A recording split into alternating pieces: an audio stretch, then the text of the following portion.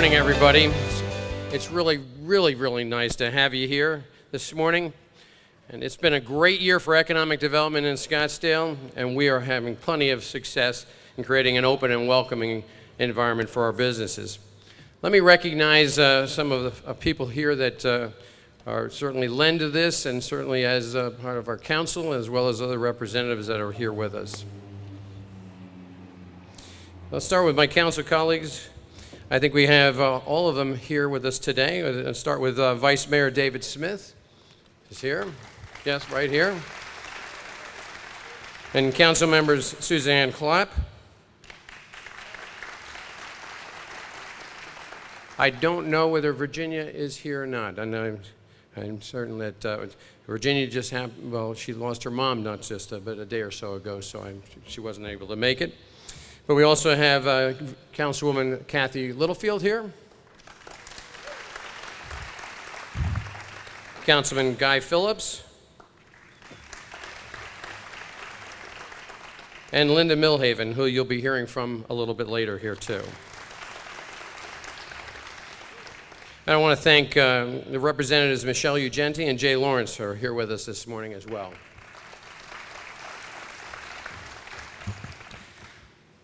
Let me start by mentioning that we've been fortunate to welcome many amazing new companies and help others expand here in Scottsdale to the tune of a 5-year direct economic impact of more than $6.5 million. If I try to talk about all of them, you would never get to see our great keynote speaker who's here with us today. So I'll just mention a few great examples.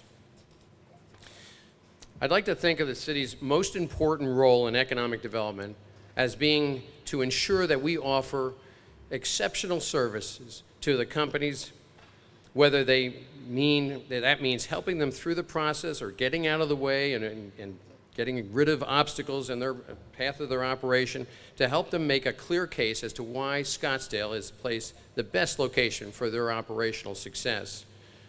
One recent success I'd like to highlight, after significant research, discussions, and partnerships between Scottsdale and the Arizona Commerce Authority. And even though they had many options in and outside the state of Arizona for their headquarters relocation, JDA Software Group recently announced the relocation of its corporate offices from a prior Scottsdale location to the Scottsdale Quarter Complex. And we're glad to have had them stay right here in Scottsdale. It's a great JDA has been one of Phoenix area's most successful technology companies over the past 3 decades and is one of the largest technology companies that has its headquarters in the greater Phoenix area. Keeping companies in the region is every bit as important and impactful as attracting new ones. JDA has a total 3-year economic impact to the region of more than almost $250 million. With an estimated personal income tax revenue to the state of Arizona of more than $6.5 million. And on top of that, and somewhat of an incidental but nevertheless significant for us here in Scottsdale, we estimate that in a 12-month period, JDA's visitors generate over 3,000 annual hotel room nights. And of course, that means spending of over $850,000.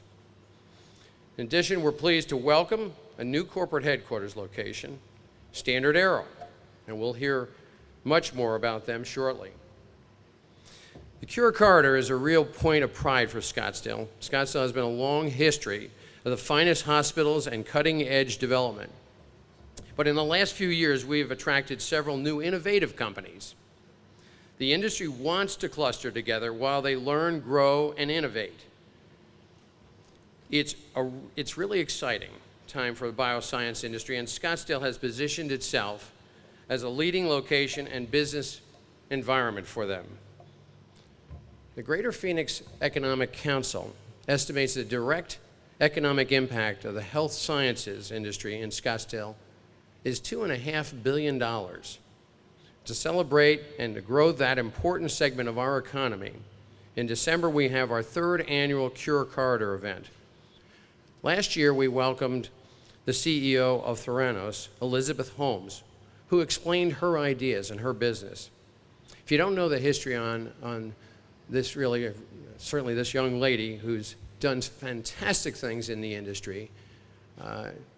They could call her a college dropout, but she took her last year's tuition to start a company, and she has moved that into an enterprise and a value for herself of over $4.5 billion, one of the most promising, frankly, entrepreneurs in the country.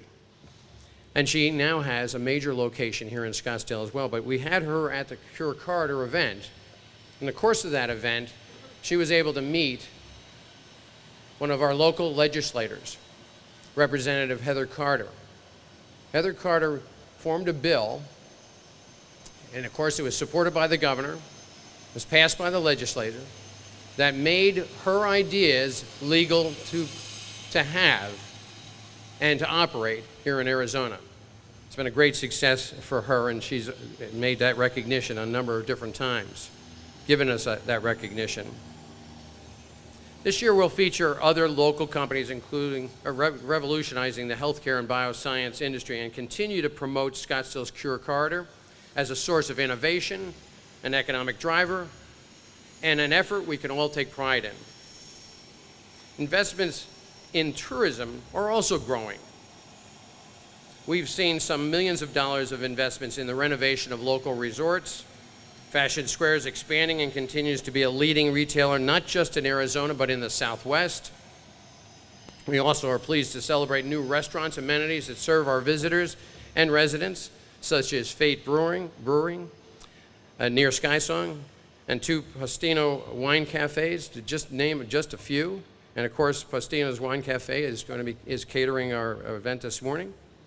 We look forward to another great event season that includes all of our favorite events, and we'll be welcoming the college football playoff national championship game this January. Soon we'll have some public policy discussions on other investments we will make on dedicating bed tax money to maintain Scottsdale's reputation as a world-class destination.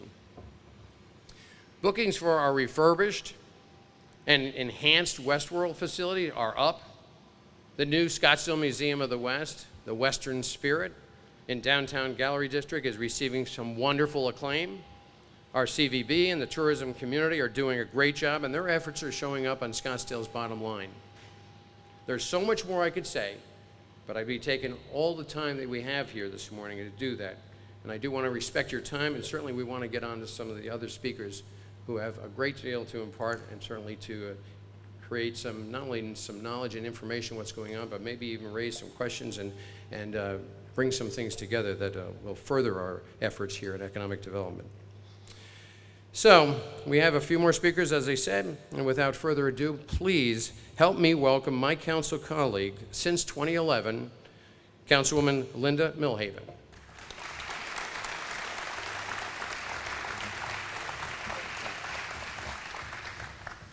Thank you, Mayor, and thank you all for attending this morning. Yes, there's lots of thrilling things going on in Scottsdale, and it's my pleasure to share with you some of the wonderful things that are happening downtown and along McDowell Road. Before I talk about what's happening today, I'd like to give you a little bit of context. Some of you may know that I went to high school in the area. My mother's favorite restaurant was Trader Vic's on 5th Avenue. I bought my prom dress at Los Arcos, and I think the most compelling story I love to tell is when I got my learner's permit. So I went to high school in the 70s, so you could do the math. But I got my learner's permit at the newly constructed City Hall, which is where we have our meetings today, and motor vehicle was there. And when we walked out of the motor vehicle office, my father handed me the car keys and said, "You can drive home from here." From Indian School and Scottsdale Road. Well, that story isn't so much about how insane my father was, because I'd, like most of us back in the day, I'd driven on dirt roads and I knew how to make the pedals work and I knew how to make the wheel work, but I had never driven in traffic. But my father wasn't insane. It's more a comment about the fact that once I drove past Goldwater's at Camelback Road, I couldn't hurt a thing. We lived just north of Sweetwater, and so I made that ride very successfully, didn't see too many other cars, and that was over 40 years ago. So after high school, I went out to the world to seek my fortune, and I came back in the late 80s. I just turned 30 years old. I was a single professional woman, and I asked the realtor, where do the young professionals live in Scottsdale? You might remember the term yuppie. Yes, I was a yuppie. And the realtor told me, we don't have any of those in Scottsdale. So I was left to resort to buy a single-family home in McDowell at McCormick Ranch with all of the other young families, and went out in search of other young professionals. So when I came back to Scottsdale, I was now a banker. And as all of you know, bankers and economic development go hand in hand. Bankers love vibrant economies. We make lots of loans, people pay us back, and we make lots and lots of money. In fact, I met many of you in this room back in the day when I was taking deposits and making loans. And my office was in downtown Scottsdale. But it was a very different Scottsdale than the one that I had remembered. From my office window, I watched them dig the hole for the Galleria. At the same time, we were expanding the Fashion Square, at the same time that Los Arcos was going into decline. Well, we had been successful with retail, and so what did we do? We built more retail to our own demise. And it became clear that we needed to expand our bag of tricks and do more than open more retail outlets. As a banker, we also look at census tracts and income data, and in looking at the census tract data, there was nobody who lived in downtown Scottsdale. I think the 85251, the census tracts that covered that zip code, I think it said they had 10 people lived in that census tract, and I wondered where that might be. I thought they were living in a broom closet in the back of one of the retail stores because there was no place to live. As you know, the Galleria went empty. And there were very few places to go to lunch at the time. If I needed to run out and grab a quick bite, I remember there was a hot dog place at 3rd Avenue and Scottsdale Road, or you could walk down to the TGIF, which was the only restaurant left in the Galleria after it went empty, and then it eventually closed. So we went from an incredibly vibrant downtown to a downtown that was dying. And, we think about back in the 70s and 80s, we talked about urban blight, where people and businesses moved out of our downtown, and we wondered what would happen.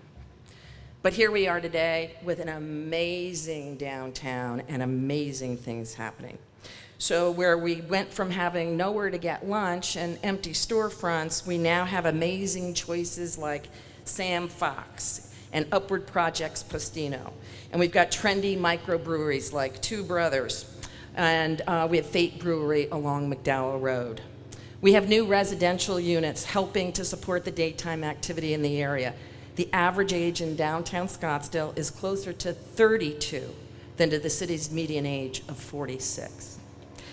Galleria Corporate Center has gone from being an empty white elephant to now home of 3,500 employees, companies like Yelp, Weebly, Zenefits, CA Technologies, and McKesson. Lots of new jobs in other downtown locations.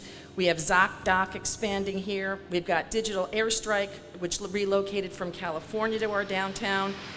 And this year, we welcomed Desk Hub, a 17,000 square foot co-working space in downtown. Gabriel Gasca is the community curator at Desk Hub. He's here with us today. Would you stand, Gabriel? Thank you. Desk Hub's first location is in Scottsdale, and there are over 100 employees represented by more than 30 entities.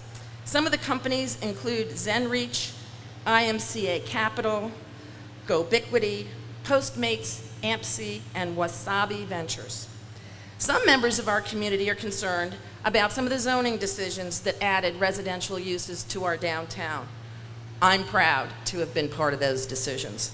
These new residents are creating the live, work, play environment in our downtown that's attracting these businesses and their investments in our community. Downtown is in such demand that new Class A office space cannot come fast enough. The old Nuss building, which is just north of the Galleria, is now called the Marquee at the District and has plans to add 210,000 square feet of Class A space. In fact, the vacancy rate in downtown Scottsdale for Class A space is an amazing 4.3%. The last time we saw vacancy rates like that was 2007. Phoenix today is at 16.4 and Tempe is at 4.6.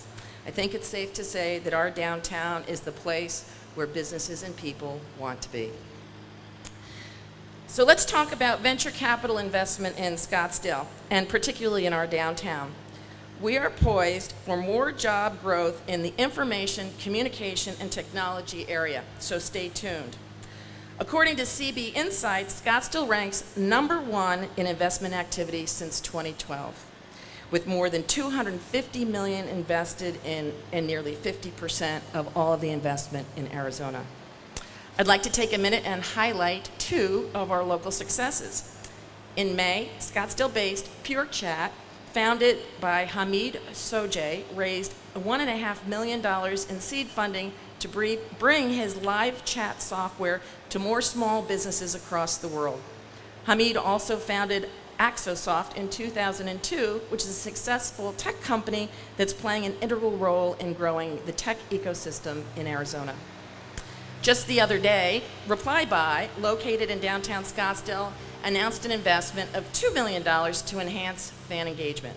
ReplyBuy is a mobile commerce platform that allows customers to purchase items through a text message. With this investment, they'll be adding jobs in marketing, sales, and engineering. So let's turn to the McDowell Road corridor. In the 60s, the McDowell Road corridor became a catalyst for Scottsdale in both retail and commercial areas. Papago Plaza opened, car dealers located there, and Scottsdale's first park opened in the area. In the 70s, it continued to grow despite a flood that damaged the road and the opening of Fiesta Mall. In the 80s, the area had the greatest concentration of auto dealers with over 32 brands, excuse me, generating considerable tax revenue. As time went by, the area peaked, and in the 1990s, redevelopment discussions began as the 101 Loop and the 202 Loop opened and bypassed McDowell Road. By the early 2000s, Los Arcos Mall, a once thriving retail center, was demolished, and the city of Scottsdale stepped in and started planning the revitalization of what eventually became became Sky Song. The first 3 buildings are at about 95% occupancy. The 4th building is breaking ground now, and we have amazing apartments opening and residents, and the resurgence along McDowell Road is amazing. The energy and the catalyst of Sky Song is becoming a reality today. I also want to talk about the Scottsdale Area Chamber of Commerce. As a banker in this community, I joined the chamber as a way to connect and see how I could help make a contribution. Met many people and learned that the collaboration between the city and the chamber was absolutely pivotal in the success of our community. In fact, during my tenure with the chamber worked with the city as we developed the air park. And so as GPEC found prospects for the air park, they called on the chamber got all the resources together and helped to relocate many of the businesses that we see here in the air park. In fact, that we have a long history of collaboration. The chamber predates the city, and the chamber was the group that, I see Joan's going to correct me if I'm wrong. The chamber was the first one to raise money for the first paved street in our community. And the chamber was also instrumental in incorporating us as a city. So today, the chamber embarks on a new mission, and I'd like to this morning introduce the new executive director of the chamber, Mark Hegel. Mark, would you stand up?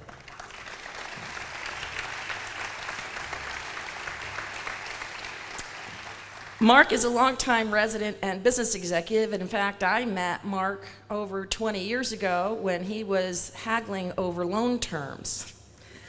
So I've known Mark for a very long time, and he brings us great experience and expertise, most recently as the Director of Marketing and Business Development for Greenberg Traug and a National Communications Manager for Make-A-Wish and Make-A-Wish America, and the list goes on and on.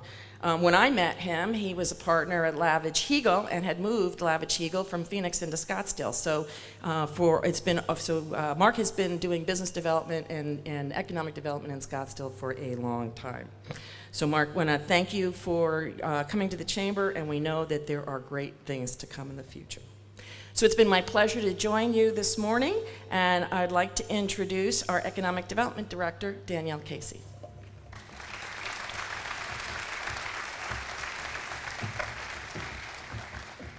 Glad they didn't have a height requirement when they hired me.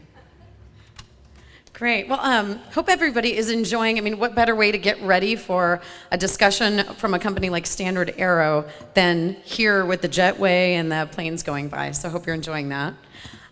You've learned quite a bit of information already, and I'm just going to add a little bit more to it because one of our goals in commandeering a Mayor and Council breakfast is to turn all of you who aren't already, and I think many of you are, into honorary ambassadors of economic development for the city of Scottsdale. We didn't get the little pins made yet, but we're working on it. So, all right, so economic development is about service, but it's also about accountability and measuring impacts so that we can determine if we're really moving the needle for the community and for the overall economy. We measure activity along with the city's fiscal year calendar, and for 14-15, we have some strong numbers I want to share with you, and they're also in these booklets that are on your table. 95, that was the number of companies that our team went and talked to personally in their offices and spent time with them, compared to 86 in the prior year. 13 unique companies were partnered with us, and we assisted directly from even their exploration of coming to the community or growing through the entire process. 1,180 new jobs were created by these companies in the first 12 months of operation. Not what they think they'll do someday, but in the first 12 months, and that beats out last year of about 1,069. 1,725 additional jobs were created by firms that we assisted post-announcement, companies that we didn't necessarily impact their decision to expand here in a direct way, although everything the community does impacts those decisions. These are companies like Orion Health, Ironwood Cancer and Research Center, Magellan Health, Vanguard, which is here volunteering today, again for a second year in a row, thank you tremendously, and Theranos, which we mentioned earlier. And a good thing to point out, Theranos actually just received the award for Biosciences Company of the Year by the Bioindustry Association, so very impactful and great news for Scottsdale companies. 57,875, that's the average wage of all the jobs attracted in the last year, and it's an important figure because not only the quantity but the quality of the jobs we're bringing really does affect Scottsdale in a big way, and that's almost $10,000 annual salary higher than the results in our previous year. And we also have some impressive awards and recognitions that we've received.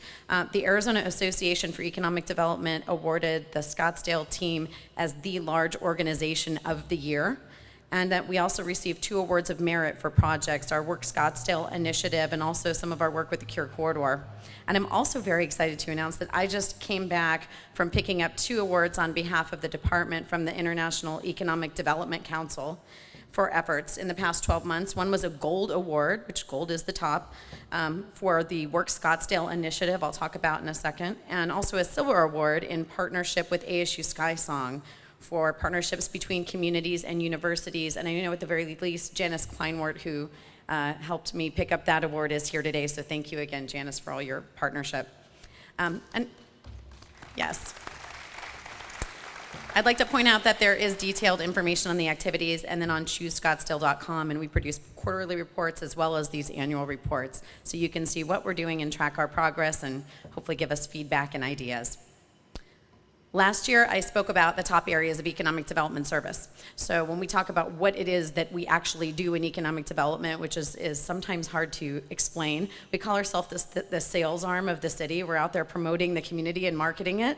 We do business retention, as the mayor mentioned, very important, as well as attraction. Revitalization, focusing on those corridors. We support entrepreneurship with great partners like Desk Hub and Tall Wave. We do research and site selection assistance for any companies exploring the area, but this year we have an adopted council strategic plan that was adopted February 17. So I'm going to share just a couple quick examples of work serving each of these goals. To retain and grow firms, in addition to the many I've already mentioned, we launched industry think tank discussions to talk to our corporate leaders and get feedback on what they think we could possibly be doing better in any way to help them remove obstacles and also assist them in growing in Scottsdale. And many of the initiatives we then subsequently launched, like our Work Scottsdale initiative, was a direct result of those conversations. We worked with firms like Quicken Loans on the recent expansion because they're adding 250 employees and they needed to help in some solutions to figure out how to park those employees. To support talent attraction and creation, we've spent a huge amount of time researching best practices and launching a new strategy for an Arizona community that some cutting-edge regions across the country have adopted. And so we're trying to be a pioneer. Want to get nice? That was the loudest one yet, right? Okay. It's centered around welcoming new employees to the community to better integrate them. If someone has moved to Arizona, as an Air Force brat myself, I've been here since my ASU days. However, I know what it's like to come to a new place, and it just takes a while to find your favorite haunts and meet people, and Arizonans are so welcoming, but we want to make that even better.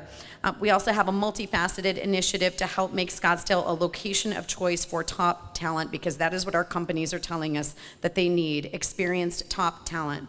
An executive relocation guide, a Scottsdale Welcomes You service to better integrate these workers, and of course partnership with a new Chamber of Commerce initiative called Businesses United for Scottsdale Schools are all part of this effort.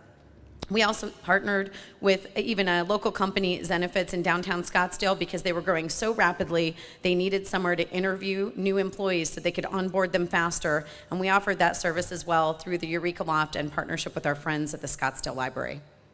The health of our key employment centers, such as the Cure Corridor, McDowell, downtown, the Air Park, are always top of mind. In addition to continuing successful programs like this one today, which we've commandeered, and also the Cure Corridor event, and providing strategic business attraction materials while enhancing our relationships with commercial brokers and development industries who are driving many of the decisions now. We will be working with enhanced focus in the next year on redevelopment opportunities in the Air Park, as well as collaborating more significantly with our tourism team in support of downtown businesses over the next year. Scottsdale is well known nationally and internationally, right? We all know that. And our strategic plan urges us to retain and grow the city's visibility and influence in these areas as a true leader. Over the past year, we've had the great opportunity to engage with renewed vigor with our regional and state partners, the Greater Phoenix Economic Council and the Arizona Commerce Authority, due to the benefit of having advanced our own informational resources and publications and material. So we're thinking and acting smarter because big data is out there and we have to leverage it because the other communities are. We'll continue to advance our real and virtual presence in external markets through positive media exposure and along with these great partners. Nobody can do it alone. Our international efforts are going to continue to be focused in Canadian markets, such as Vancouver and Toronto, with concentration on attracting foreign direct investment to Scottsdale and exchanging with amazing groups, such as the Toronto Stock Exchange. This is very important when you stop to consider that Canadian-owned businesses in Arizona represent more than 16,000 jobs in Maricopa County alone, and that Canadian residents account for 94% of internationally owned residential properties in Arizona.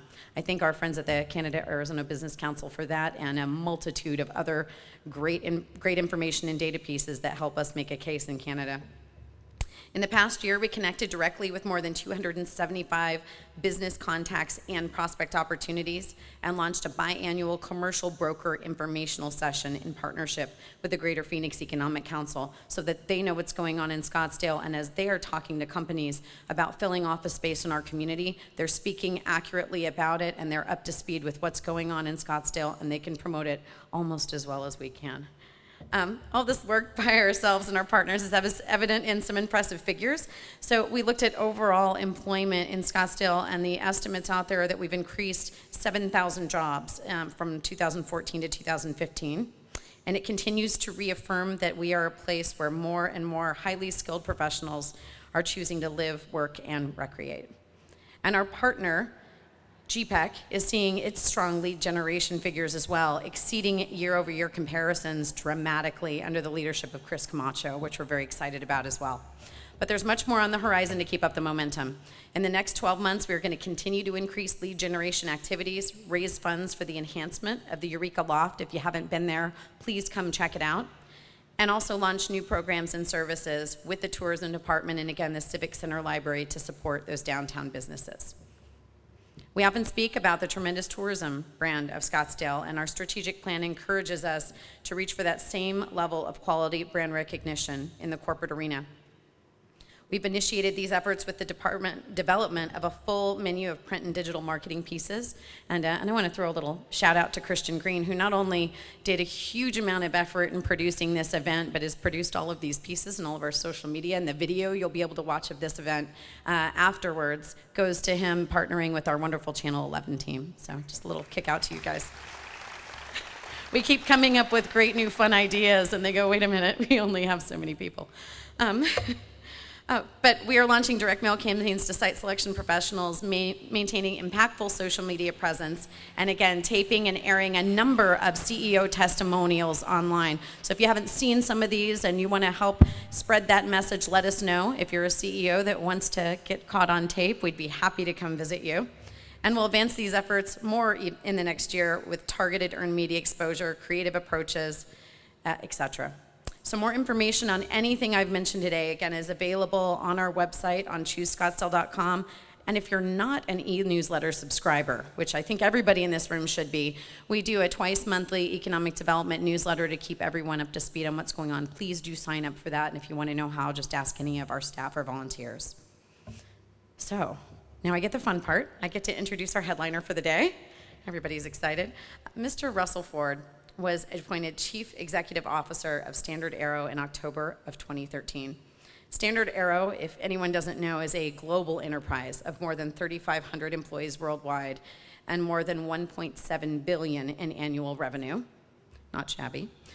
He joined StandardAero from Precision Catsparts Corporation, where he served as president of Carlton Forge Works and Dixon Test Group of the Forged Products Division. StandardAero is a very significant company in the world today.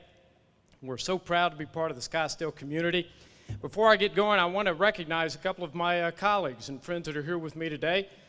Three folks that represent several of the senior leadership team that are here in Scottsdale. So Kyle, Mark, Michelle, if you guys would stand up. These are some of the folks that make this happen every day. Okay, next slide, please. So let's talk a little bit about StandardAero. StandardAero has been around 104 years, long time. You know, it's only been 112 years since two guys in a bicycle shop, Orville and Wilbur, decided to try and make something fly. And in that short 112 years, we've gone from an airplane made in a bicycle shop to this piece of equipment right here. That's pretty significant move forward in just 100 years. I think you'll have to agree.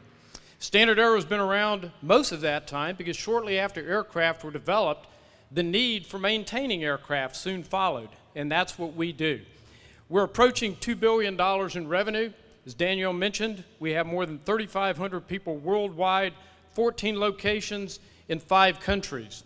We're organized in 4 different divisions. Now, you might lump all aerospace together, but in fact, there are many subsegments of the aerospace industry. The first segment is airlines and fleets. This is predominantly rebuilding the engines on commercial aircraft. So next time you go to the Sky Harbor Airport and look at the aircraft that are out there, you'll be happy to know that those engines, most of them have been touched by people at StandardAero. And that's the most important part of the airplane, as you know, because you don't have a problem with your engine at 30,000 feet and pull over to the side of the road like you do in an automobile. That engine has to be perfect. And our people take our jobs very seriously. They are highly trained A&P mechanics. Everyone that touches this engine knows exactly how to put it back together and how to make sure that it's perfect. Now let me demonstrate that to you with some real numbers. If you turn the clock back to 1960, not that long ago, some would argue, in 1960, whenever there was an incident, an aircraft incident, now let me define what an incident is. That would be like a Malaysian 262 aircraft that's lost or a Pan Am 101. In the airline industry, that is an incident, more commonly referred to as a crash. If you took the number of incidents per airline flight hour in 1960 and you moved that forward to today in 2015, and if we had the same percentage of incidents today that we did in 1960, we would have an aircraft incident every 3 days. Now think about that for a minute. So you have to ask yourself the question, is the airline industry safer today than it was in 1960? Absolutely. By an order of magnitude, on a logarithmic scale, it is much more safe. People talk about businesses that are Six Sigma businesses. How many people have heard the term Six Sigma? How many people think they actually work in a business that is Six Sigma? I don't see any hands, right? There are businesses that are Six Sigma in quality. The airline industry is one of them. The airline industry operates, believe it or not, at about 9 Sigma.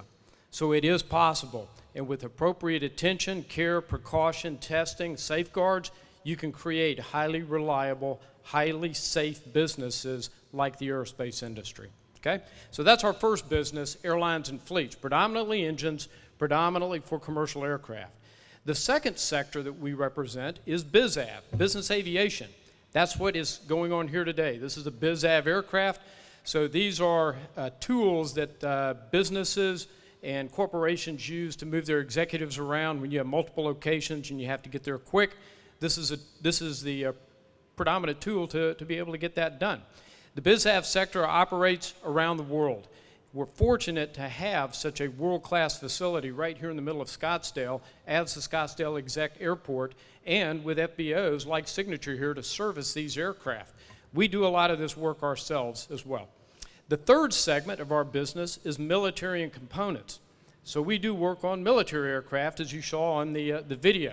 C-130s, P-3s, even Global Hawks.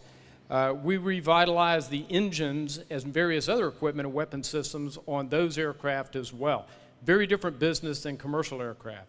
And then finally, the fourth piece of our business is the sexy, glitzy piece of our business. You thought this was it, right? Let me tell you, the people that are really important business folks fly around in one of these. The guys that are world leaders have their own 747.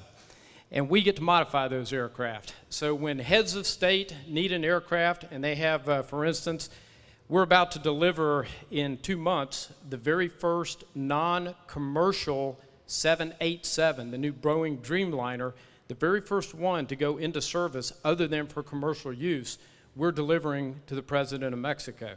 That's also the kind of work that we do, and you can imagine, I could tell you stories about the quality and the workmanship that go into some of these aircraft that would just bring tears to your eyes.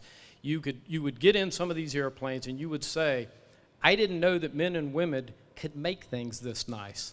Unbelievable aircraft, okay? So that's the four businesses that make up StandardAero. We do work on engines, we do work on the interior of the aircraft, we do work on the avionics, we do upgrades for in-flight entertainment. We recently put a new system in one of Taylor Swift's 3 airplanes that she has. So her iPod can plug in and she can listen to her music while she's flying around.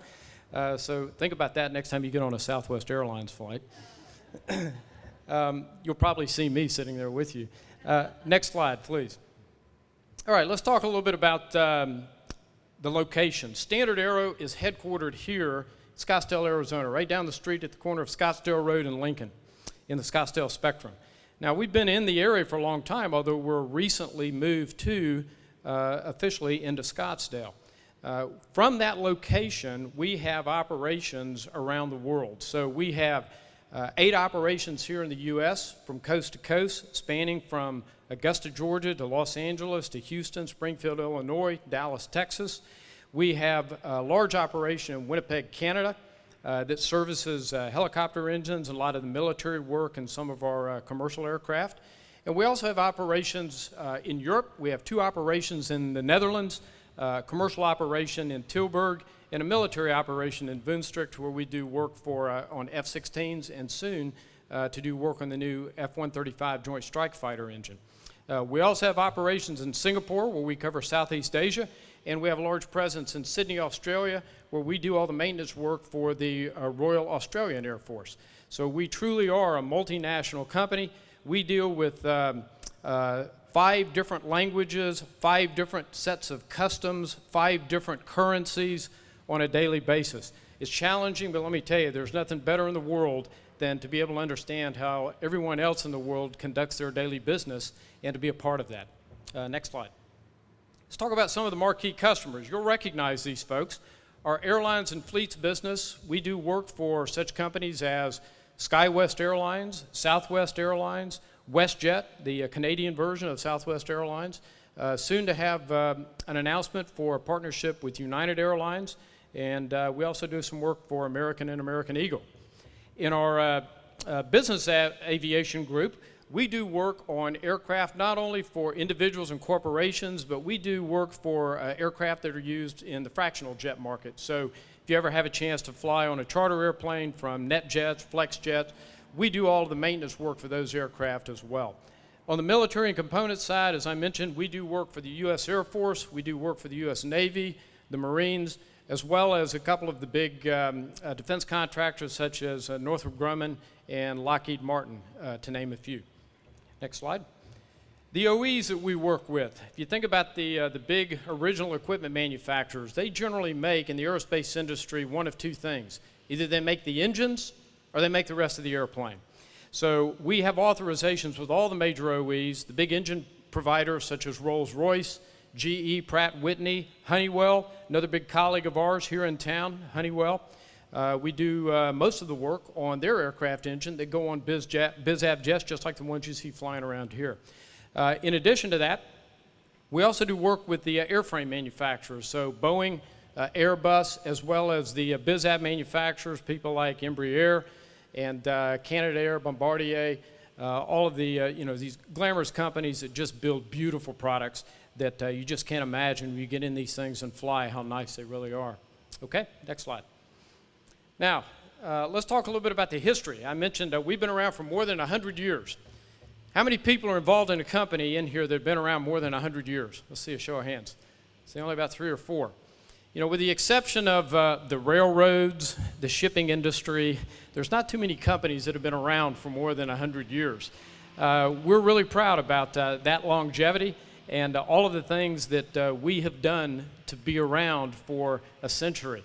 And if you look at our employees, we're one of the unusual companies, and when you visit our facilities, you'll see multi-generations of people that have worked for StandardAero. I was at our Houston facility about 2 weeks ago talking to one of our senior folks there on the floor, a man that has 35 years of experience working on these bizjet aircraft. And he introduced me to his son, who was 19, who had just joined StandardAero, was working back in the avionics shop.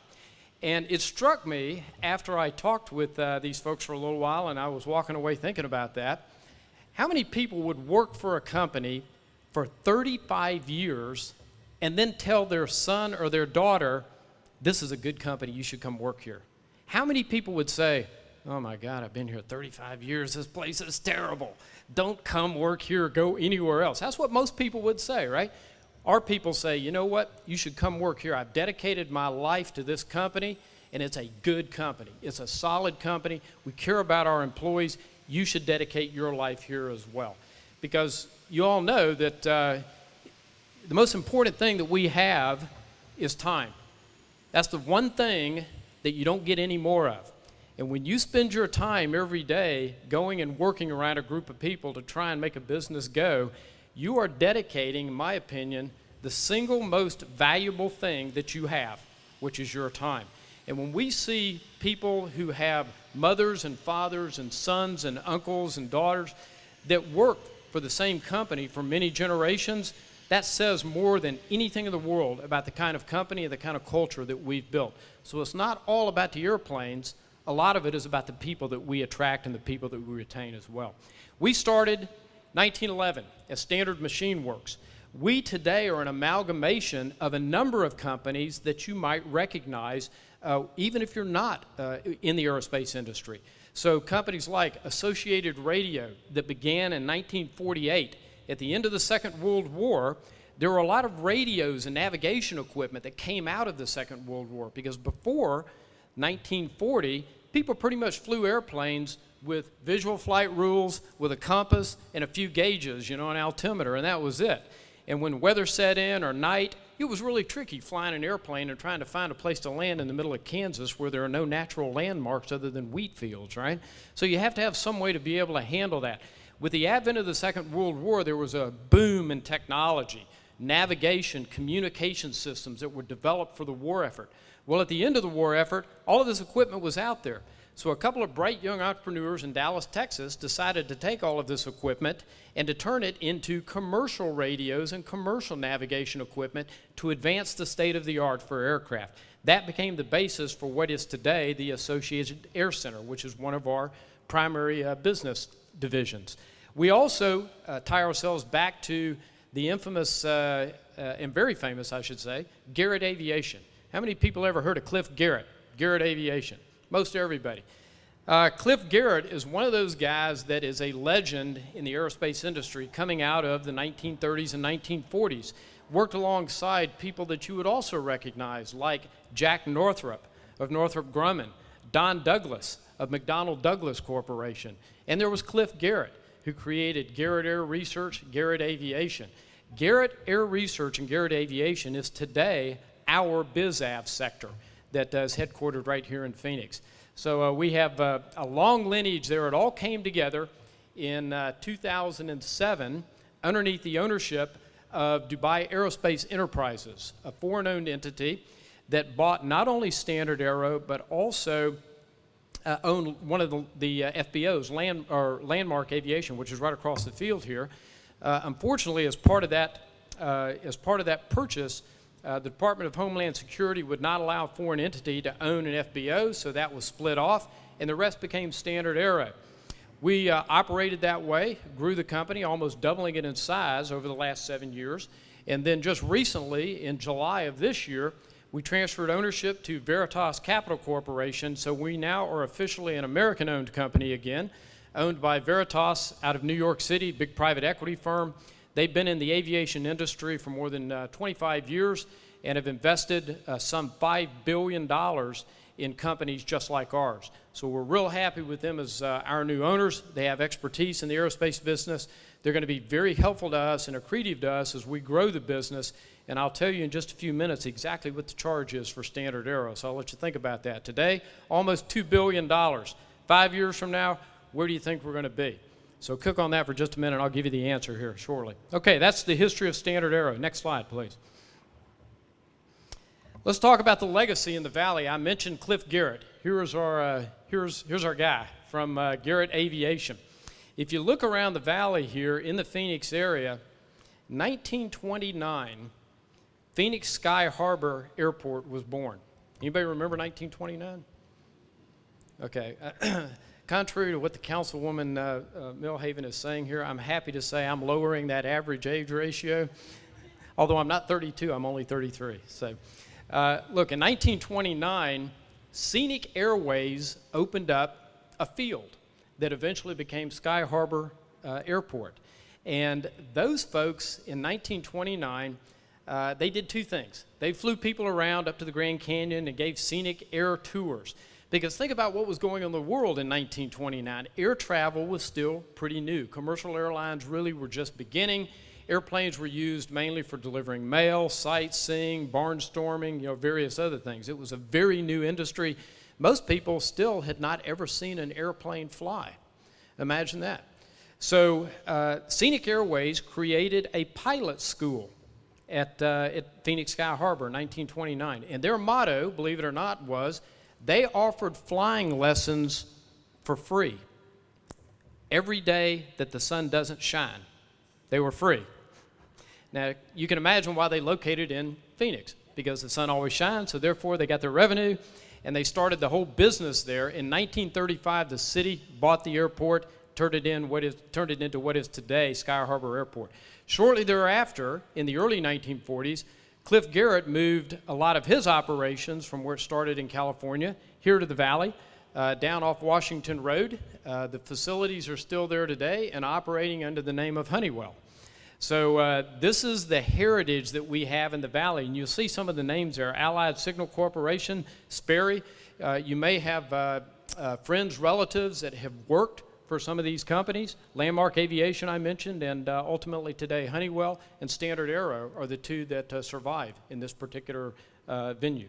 Okay, so why Scottsdale? Next page. Why Scottsdale? We have a lot of choices because you see our airplanes fly and land anywhere.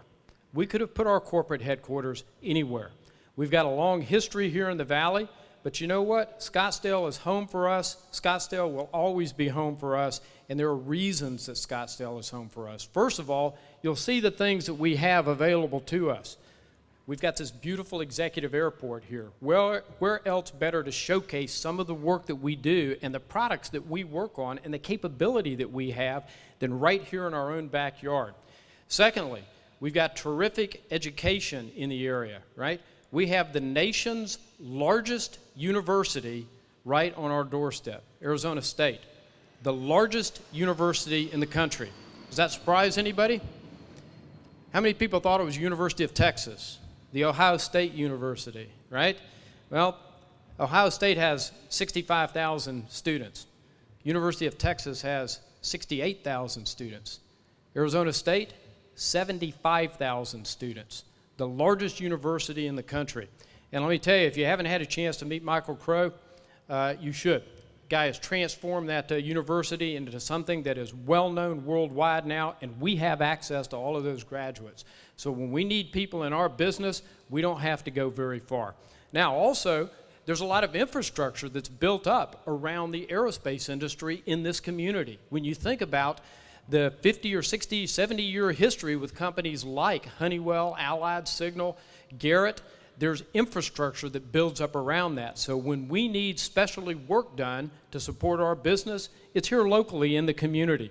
So these are some of the reasons that we're here in Scottsdale. Next slide. There's more to it than just the business aspect, though. That's only 50% of why we're here. What's the other 50% of why we're here? Because it's a great place to live. That's exactly why. If you had your choice of any place to live, and let me tell you, my wife and I over the last 30 years have lived in 17 different states around the country, one of which was this very area 25 years ago. We are so fortunate to be back, we ain't never leaving. This is the best place for us to be. Scottsdale is a great area. So it's not only good for our executive team to be here, but you know what it allows us to do? It allows us to represent our company in a way that very few places could. And see some of the things here. You know, we're a big sponsor of the PGA tournament. So we'll be there on hole 16 every year. And we bring all of our executives out here that are our customers, people from Southwest, people from General Electric, you know, people from Rolls-Royce. We bring them here, we take them to these events. We take them to the Barrett-Jackson. There's all kinds of things that go on here in the Scottsdale area that are national and international venues that we can bring and showcase. So when people come to town, we're not only showing them what we can do as a company, but we can show them a really nice environment. And believe me, it's not hard to get people from Minneapolis to come to Scottsdale in about January, right? We get a waiting list a mile long for people that want to come here and visit us amazingly in the wintertime. But nonetheless, we take advantage of that because it gives us the ability to really showcase ourselves in a very positive way to all of our customers. And what does that do? Well, that encourages growth not only for us, but from other businesses like ours. So we can serve as a magnet to attract other aerospace companies into the area. Next slide. Okay, finally, what's the future hold? Well, here's the answer. I asked you to think about what's the plan for StandardAero in the next 5 years. Quite simply, we want to add $2 billion worth of revenue to our company. We want to go from a $2 billion company to a $4 billion a year company. How many people think we can do that? Just raise your hand. All right, very good, thanks. Appreciate the vote of confidence. I'll be back probably sooner than 5 years, and I'll be happy to tell you what it's like to manage a $4 billion a year company right here in the Scottsdale area. Now, how are we going to do that? Well, we have a number of key growth levers that I'll talk about. One is in the commercial aerospace industry, so winning new platforms like the LEAP engine. The LEAP engine, for those of you that are not intimately familiar with every engine type and variation on every aircraft in the world, I suspect there's a few, I'll help you out a little bit here. The LEAP engine is the next generation engine that is going on the Boeing 737. Now, why is that important? Next time you go to Sky Harbor, walk around, look at all the airplanes, 9 out of 10 of them that you find are going to be what? A 737, right? That's the most prolific airplane in the world today. The engine that's on it is a CFM56. We do the work on that engine. We're doing development work right now with GE so that we can be on the next generation engine that will replace that, which is the LEAP engine. That will go on the next generation aircraft, the 737 MAX, that is soon to take its first test flight. In addition to that, we're working closely with Honeywell, our neighbors, on the next generation BizAv engine. The engine that flies on many of these airplanes here, the one right behind me out there, has a TFE 731 on it. That is a Honeywell engine. That engine has been around about 40 years, long time, well-known, well-proven engine. That engine is now being replaced by the HTF 7000, which is the next generation BizAv engine, and we've been working closely with Honeywell for the last few years, getting that engine into service, getting it maintained, and helping them write the maintenance manual for that engine. So who do you think would be the logical candidate to help maintain those engines as they build up time and service in the industry? It should be us, because we know that engine as well or better than the OE manufacturer because we helped them tune it, okay? So that's a couple of the big growth levers. We also are focusing on improving our components business. We're going to be improving our military business. We just recently made an acquisition of an aircraft company in Europe. So there's an international growth aspect. About 80% of our business right now is in the continent of North America, either US or Canada. What does that mean? That means the world's a big place and there's a lot of fertile ground for us to go out and win business, right? So we're going to be doing that over the next 5 years. We're going to be expanding in Europe. We're going to be expanding in Southeast Asia. We're going to be expanding in South America. What does that mean for the city of Scottsdale? That means the city of Scottsdale is going to become even more so an international city, because we're going to bring customers and we're going to bring business executives here from all over the world. They're going to see Scottsdale. They're going to see what a great place this is, and believe me, they're going to be green with envy. They will want to be here, and so that's one of the things that we expect to be able to bring to the city is that international flair. Okay? I thank you so much for your time. I'll leave you with one story. I have a neighbor. His name is Bob. Bob works for General Mills. Anybody know what General Mills does? Cereal. Specifically, what are they famous for? Cheerios. Exactly. Everybody eats Cheerios. Well, on the weekends, Bob shuffles over to the fence and looks over the fence in my garage. I'm usually out working on some project. And when I see him, I always speak to him. I say, "Hey, Bob, how's the Cheerios business?" And Bob shuffles over and he looks at the ground and he says, "I hate my job." But then he looks up and he looks in my garage and he sees the airplane pictures. And he says, "You have a cool job. You must have the coolest job in the world." And I smile and I say, "Yes, sir, I do. I have a cool job, and we're glad to be here and share it with you. So think about us when you see these airplanes take off." Thank you, everybody. Mayor Lane.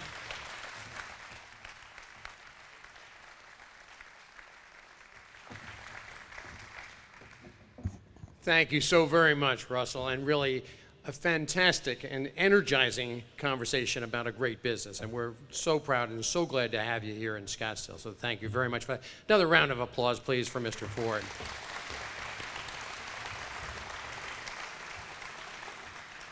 Well, I do want to just give out a few thanks to all the volunteers and the staff that have put this together. Absolutely appreciate all the efforts. It's been a great event, and we're really glad to have had that participation and that help. And the Cultural Council for supplying some of the equipment that's helped us here too. But most specifically, certainly, to Greg Gibson here of Signature for allowing us to be hosted here in this great position, altogether appropriate. So thank them all, and with a round of applause. So thanks very much. And I certainly want to thank you all for attending. It's been a great event, and it's been a great event because you're here to experience it with us. Again, thanks very much for being here. That's the close of our event here this morning. And thank you. And have a good day.